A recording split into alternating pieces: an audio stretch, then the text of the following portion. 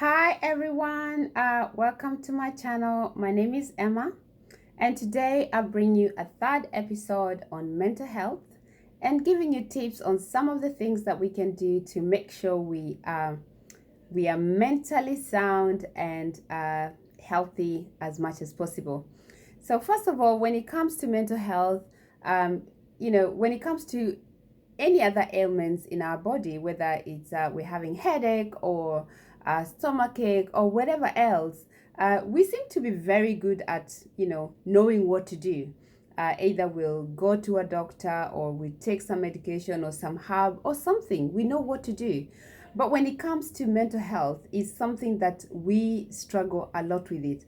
First of all, identifying what is mental health, and then even knowing whether to what to do. So mental health should just be treated like any other condition. If you feel that you're having a lot of issues that you're not able to deal with, that are really putting you down, is the right time to either see a doctor or talk to somebody. Follow the tips that I've given in my previous video.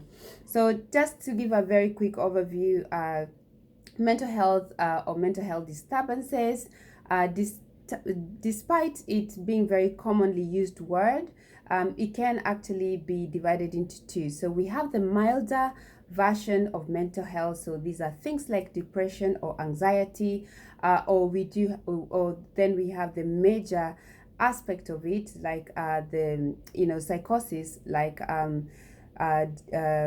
bipolar or schizophrenia or any other major condition that actually does mean that actually someone is not aware of anything, either their action or where they are or anything.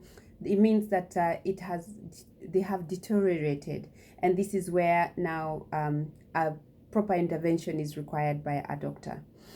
In it's, it seems obvious, for people to have mental health, but I think it's also good to understand that when it comes to mental health, there's some people who are born with some, some personality that either some people can see as it being mental health. I think one of the things, there's a saying that we all hear that, mental health is, we all have some form of madness. It's only the degree that differs. So there's some people, they're normal, but it just means that maybe their behavior or their part of their personality can be quite aggressive, or it seems like it's not the norm, what we expect, but that is still normal.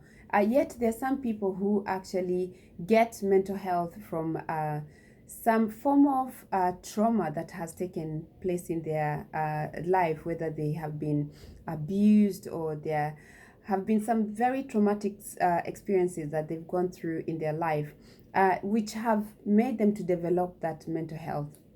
So the following 5 tips are some tips that will help you in wherever you are in a mental health journey. First of all, obviously, is identifying when something is disturbing you and you're not able to shift it, meaning that you just need to seek help. So tip number 1 is don't try to please everyone around you. I think this is one of the most difficult, because we have been conditioned to always think about other people and always try to do the right thing for people. Yet at the same time, going outside, doing the right thing for the people, meaning you now start pleasing them, and you are compromising yourself and doing things that you shouldn't do just because you want to please someone. That is where it becomes an issue. So do what you feel that is good for you, you're comfortable with it, you can live with it, because when it means you're having to do something to try and please someone, it will only come back and haunt you, and that is when mental health can kick in. Number 2 is having positive thoughts about yourself. There's a lot of self-concept issues going on, especially nowadays. We have a lot of images that are going on in the or whether it's the TV or it's um, the magazine or social media, even big time. And a lot of them, they are actually photoshopped. So they are, computer, prepared so that they look perfect. And if we are trying to compare ourselves with this kind of images, it can only put us down. So they are unrealistic and images that we are seeing. And really, we just need to try and recognize our own limitations.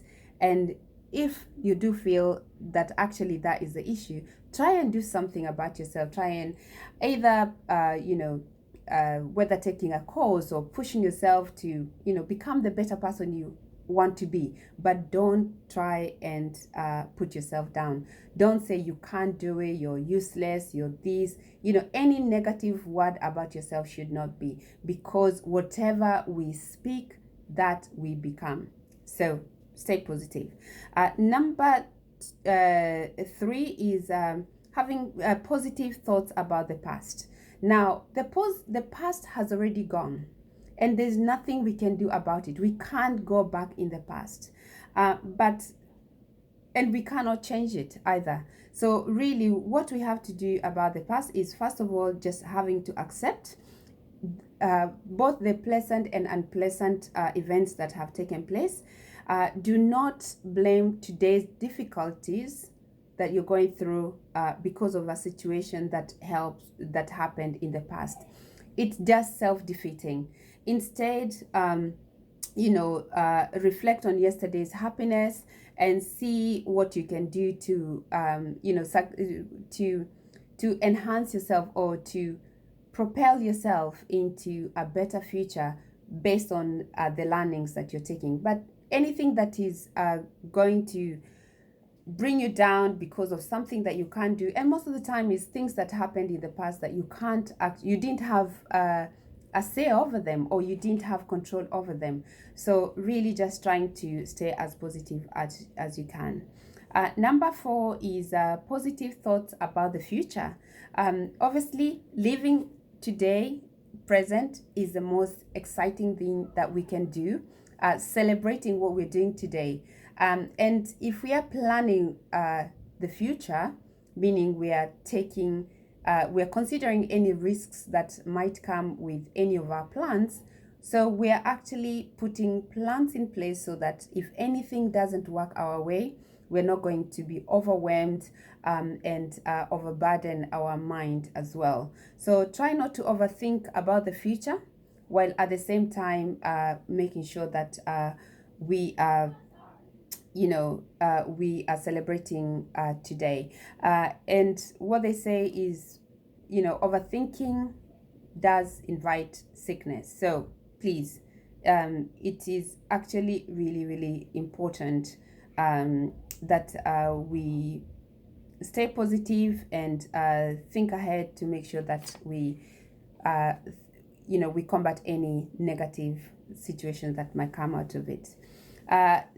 Finally, number 5 is positive thoughts in relation to your environment and people. Now, put a tolerance glasses and observe your surrounding.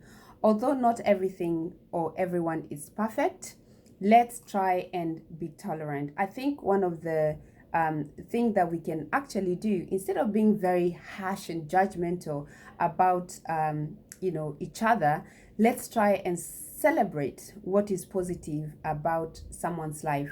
I know that sometimes people can come to us with problems or challenges that they're going through in life. Instead of coming and bringing them negatively in public, how about you think of what we can actually do to uplift one another and make sure that we help one another. We should always be part of the solution. So I know that we cannot avoid negative thoughts coming to us, but what we do with the thoughts that come to us is what really matters. So we don't have to entertain everything that comes. There's sometimes you can just say, stay away, thank you very much. or or if you're going to entertain some of the things, just have a limit on what you should entertain. But if it's something that is putting you down, I think it's about time that you recognize actually this is not good for you. So stay positive. I hope those tips are going to help you to continue being positive. And thank you so much for watching my video. Do like and subscribe to my channel so that you can get more of my future tips as I release them. Thank you. Thank you.